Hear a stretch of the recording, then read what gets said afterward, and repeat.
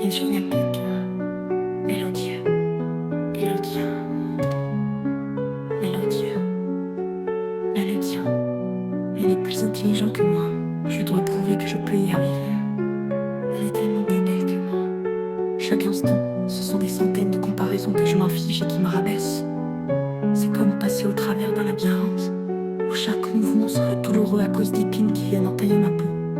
Comme un souffle, un murmure. Je voudrais descendre dans le plus profond de mon âme pour venir t'y chercher.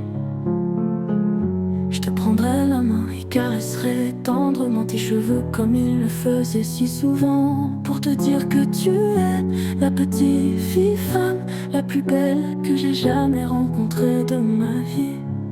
Et quand je regarde dans le miroir, je t'entends hurler, j'entends tes cris dans le noir. Si seulement je pouvais t'aider, ta petite main, si je pouvais faire qu'elle ne tremble plus de peur, de froid.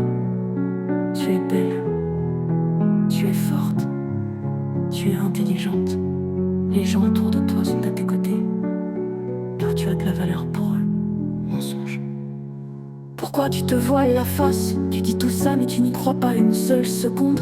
C'est en surface, c'est éphémère, artificiel, comme un costume qu'on endosse le temps d'une journée mais il ne dure pas. C'est comme la mer à la surface, les vagues peuvent être déchaînées. Ça restera toujours un bruit apaisant. On arrivera toujours à y trouver du réconfort et à survivre du moment qu'on a la tête hors de l'eau. Mais en vérité, si on se laisse couler, on plonge dans la froideur des abysses. Et là, c'est le silence. Le silence qui étouffe les cris qui hurlent que je me voile la face. Comment c'est possible de croire aussi intensément en l'être humaine et si peu en soi? Comment c'est possible de faire confiance aussi naïvement en l'autre, mais si peu en soi? Je veux savoir ce que ça fait de se sentir à côté d'une personne, sans se comparer constamment dans une seule et même direction qui rabaisse. Je veux connaître moi aussi le fait d'être à l'aise devant un objectif, sur des photos quand je me retrouve face à moi-même. Je veux retrouver, ne te fais pas d'illusions.